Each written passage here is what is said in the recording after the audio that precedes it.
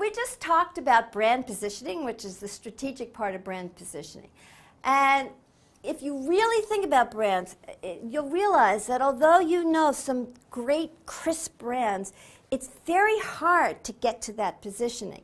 You can have lots of different thoughts, you can have different point of differences, different target segments, different frames of reference, lots and lots and lots and lots of different choices. But then you want to hone into the right choice. That's the trick of marketing. To explain marketing, the concepts aren't that difficult to grasp, but they are very, very hard to do right. There's lots and lots of ways to do marketing wrong, and only a few ways to do marketing precisely right. And the next concept that I'm going to talk about is a brand mantra or an elevator speech. The elevator speech, you may have heard of that. This is the way you define a brand in 30 seconds. So we're talking about 30 seconds worth of material. It sounds so easy, 30 seconds.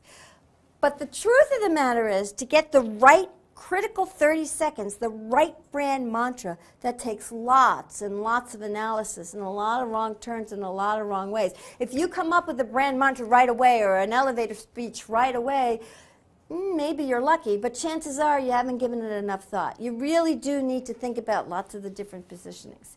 So what I'm going to suggest here, what I'm going to talk about, is relatively easy concept to get, but it's very hard to do well.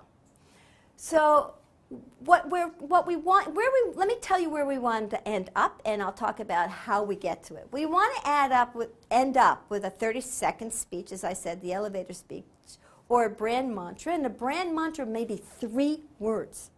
But I want to get down to the right 3 words. And so one of the things you do is when you're creating a brand and thinking about a brand or thinking about a product category, there's a lot of market research that you can do to try to figure out what's going on in customers' heads and how do they think about the category and how do they think about different brands.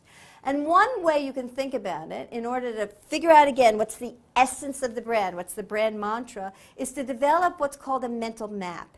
And what a mental map is, a kind of a graphic with circles and arrows and things like that of what the brand is. And it's kind of a thought association process. You ask the consumer, what comes to mind when you think of the brand? And then there's lots of different ways to do this, and I'll just show you one, but there are a lot of different ways. And you write down what the brand is, what the essence of the brand is from the consumer point of view, what the different associations are, and how those associations lead to other associations. And some people call this mental maps, some people call them schemas.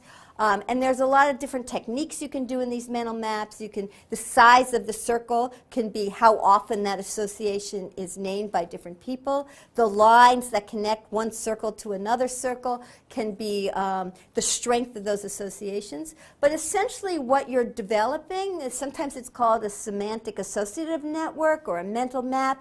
You're developing a picture of the thought associations that come up with the brand. And so what I'm going to show you here is a mental map of McDonald's. You start out with what differentiates McDonald's. You think about the golden arches, the brand name, and then, and this is just one person's thought process, you come up with things that are characteristic of the category. And so those are the red circles. So McDonald's makes meals, it provides services, it's, family food, family fun, it's good value.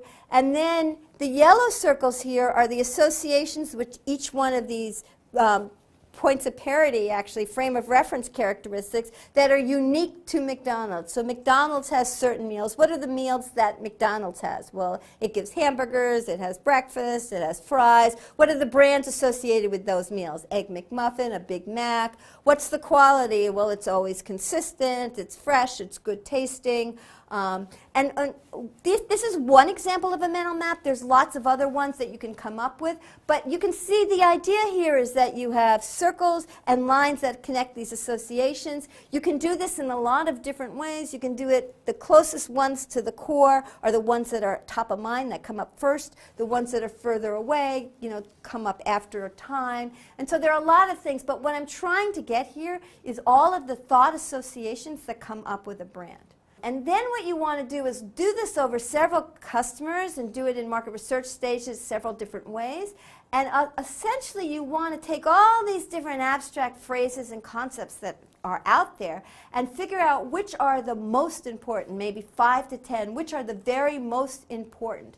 And so what you're doing is you're starting with the mental map or the associations that people have with the brand, or maybe with the category, and depending upon how well known the brand is, you might do it at a category level, you might do it at a what-if level, you might do it at a prototype level, a concept level, or the brand level. But you have this big mental map, and then you want to hone down that mental map to the core brand values, which are the 5 or 10 critical brand values that are important to that brand. And from that, you then want to reduce those 5 or 10 to the key concepts that are going to be the DNA of the brand mantra. So the brand mantra is defined as the heart and soul of the brand, the DNA. It's the brand essence, the brand promise.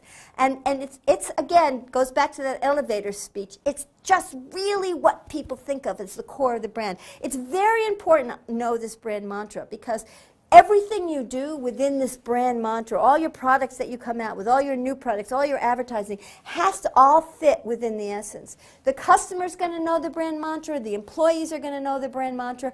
You really want, if you have a very, very strong brand, it's very crystal clear what that brand is and what it means, and it characterizes everything that's done under the brand name. And that's very, very important. It's particularly important nowadays as you go online, offline, websites, phones.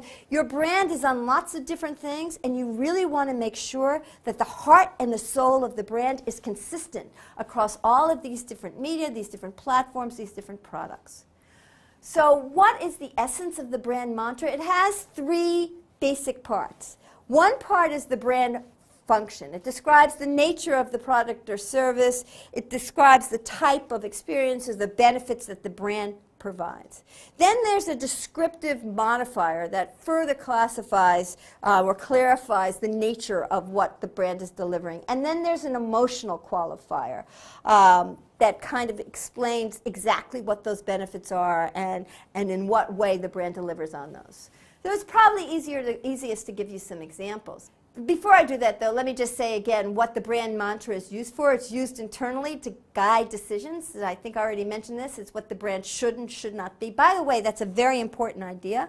A brand mantra not only says what a brand is, but as importantly, it says what a brand is not. And you really want to have almost black and white that idea. This is a Nike, this is not a Nike, that kind of idea.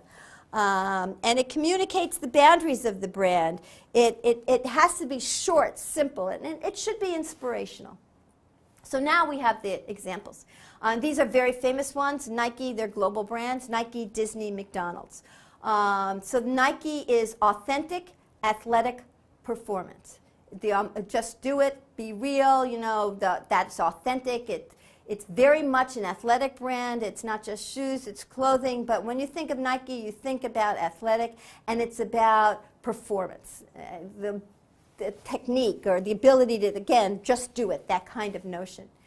Disney and McDonald's are kind of interesting because they both are about family fun. And they actually both have a lot of things in common, but the brand mantra is different.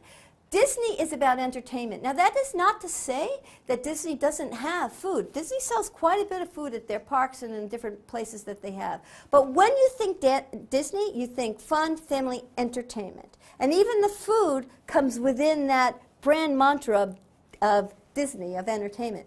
McDonald's, on the other hand, is fun and family, but it's food. And even if you have a McDonald's playground or something like that, you still think of it as the food first. And so, although these are similar, and you know, in some sense, you can see they're actually also quite different. And I don't think you'd ever get Disney and McDonald's confused. Even though they're going after similar target markets and they're offering similar emotional benefits, they really are quite distinct, different brands, and they have very different brand mantras.